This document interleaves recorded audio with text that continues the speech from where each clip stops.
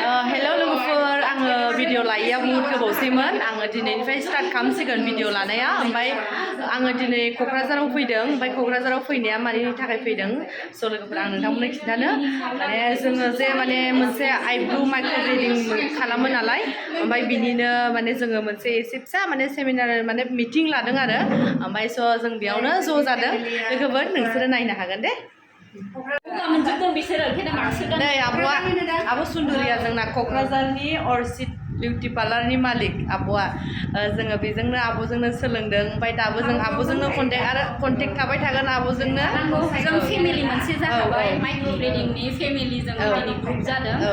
थ' जों बेखौनो मा सिस्टेमै जेनेबा लांनांगौ बिजनेसखौ माबायदि डिसिप्लिनाव खालामनांगौ जाहाथे जोंनि गेजेराव रावबो भुल खालामलाया थ' बेनि थाखाय जोङो ज' जालायदों आरो उनावबो जों जालायबाय थागोन आरो जालायबाय थालांगोन आरो जाहाथे जोंनि बिजनेसा साबसिनाव आरो माबा गिदिरसिन जानाय बायदि आब' नै बावबो दङ नायहरदो हाय होनदो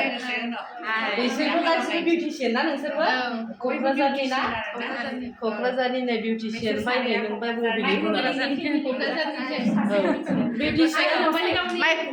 जों जेनेबा माइक्र' ब्लेडिंनि जोङो गासिबो फेमिलि जाजोब्बाय आरो गेट टुगेदार जादों दिनैहाय डिसकासन गसाइगावनि क'क्राझार ओमफ्राय नै सासेया बहुद मेमा फुलमोन बर'आ लेडि गागाबो ओमफ्राय नै बिथाङाबो बहुद माने ब्लग भिडिअ बानायगासिनो ओमफ्राय दे एसे बुंनानै हरदो नोंना ब्लग भिडिअनि नामा मा आंनिया जे ब्रह्म खाख्लारि अफिसियेल लोगोफोर ओमफ्राय नैबे आगैनियाथ' पुर्निमा बड' ब्लग स' साबसक्राइब खालामना लाबानो जाबाय बयबो भिडिअफोरखौ नायबानो जाबाय बे आगैनिखौबो आंनिखौबो माने एसे मबाइल नायनायावनो नायफालांबानो जाबाय आजिखालिथ' ससियेल मिडियानि जुग मबाइल नायबानो एसे नुबानो नुहैयो नालाय ओमफ्राय नायलांबाय थादो आरो बे आब'आ नै जा रेडि खालामनानै दोनबाय सिंग्रा मिस्थि साहा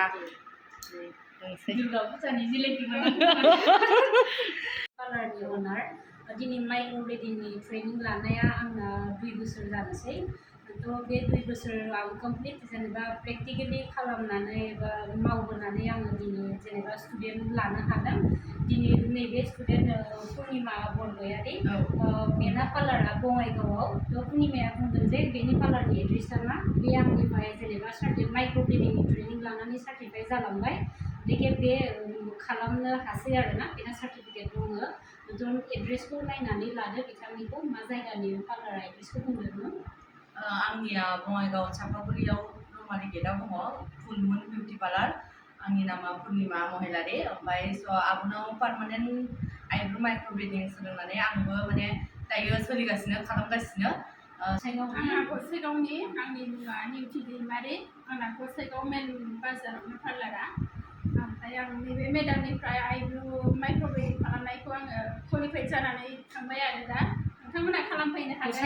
सोरबाफोर दङबा खालामनो हासिगोन गसाइगावनिया क'क्राझाराव फैनांला बेहायनो खालामनो हासिगोन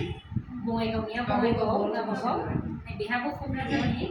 आंनि मुङा जयमा ब्रह्म आंनि दखाना बे फैदाफुला बाजार खाथियावनो माइनाव बिउटि पार्लार आं मेमनावनो माइक्र' ब्लेडिंखौ सोलोंनानै सार्टिफाइड जानांगौ सोरबाफोर खालामनो गोसो दंबा खालामनो हागोन आरो मोजां आंनि मुङा नसिरा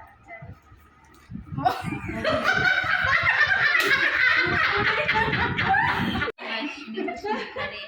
आरो आंनि पार्लारा क'क्राझारनि साइन्स कलेज खाथियाव सोरबाफोर माइक्र' ब्लेडिं खालामोबा आंनि पार्लाराव थांनो हागोन थांनाबो पार्लार दङ स' लोगोफोर नै जोंना सासे इन्ट्रडाक्सन खालामनाया थालांदोंमोन ओमफ्राय बुंगासिनो दे बुंदो दे आंनि मुङा निजिरा नार्जारि आंनि पार्लारा सिस्टार मार्गारेट स्कुल खाथियावनो दा आङो बेहाय माइक्र' ब्लेडिं ट्रेनिं लाखांबाय एबार मिनिला दे माने जों भिडिअआव लानो माने बुहुत मिनिफ्रांबाय ओमफ्राय मिनिबाथ' माने बुंनोहाय माबा मिनिनो ओंखारबाय थायोना स' मिनिनांगौबो ओमफ्राय जोंना नै जों गासिबो इन्ट्रडाक्सन होजोब्बाय माने पार्लारनि नाम गावनि नाम ओमफ्राय जोङो मा खालामदों बेफोरबायदिखौ इन्ट्रडाक्सन होजोब्बाय ओमफ्राय बे थालांदोंमोन आरो जोंनि ग्रुपआव बे थालांदों ओमफ्राय दा बुंगासिनो लोगोफोर खोनासंदो आंनि मुङा निजिरा नार्जारि आंनि पार्लारनि मुङा दिमिति पार्लार औ तामिलनि सेराव आंनि मुङा जेनेबा जों लानो होनसै आंनि मुङा निजिरा नार्जारि आंनि पार्लारनि मुङा दिमिति पार्लार आङो दा बिउटि पार्लाराव माइक्र' ब्लेडिं ट्रेनिं लाखांबाय आरो पार्मानेन्ट लाखांबाय आरो जोब्बाय जोंना दा कमप्लिट जाबाय कर्सआ ओमफ्राय दा सोरबा लानो गोसोबा बे माबा अरसि बिउटि पार्लारावबो ट्रेनिंखौ लाफैनो हागोन आरो जोंनावबो लानो हागोन लानो हासिगोन कमप्लिट जाबाय नालाय औ जाबाय नालाय ओमफ्राय बेनोसै क'क्राझार ना सोरबा जुदि सोलोंनो गोसोबा थाबैनो कन्टेक्ट लादो आरो फुजानि देलायनो गोसोबा कन्टेक्ट लाखादो आरो ना ओमफ्राय जों बहुद मिनिबाय दिनै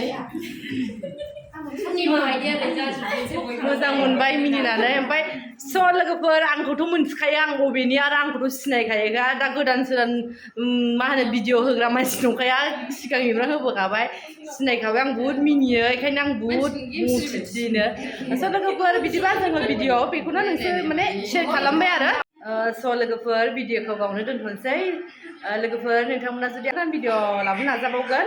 बिनिफ्राय साबसिन सिगांनिफ्राय साबसिन गोदान भिडिअ लाबोनो नाजाबावगोन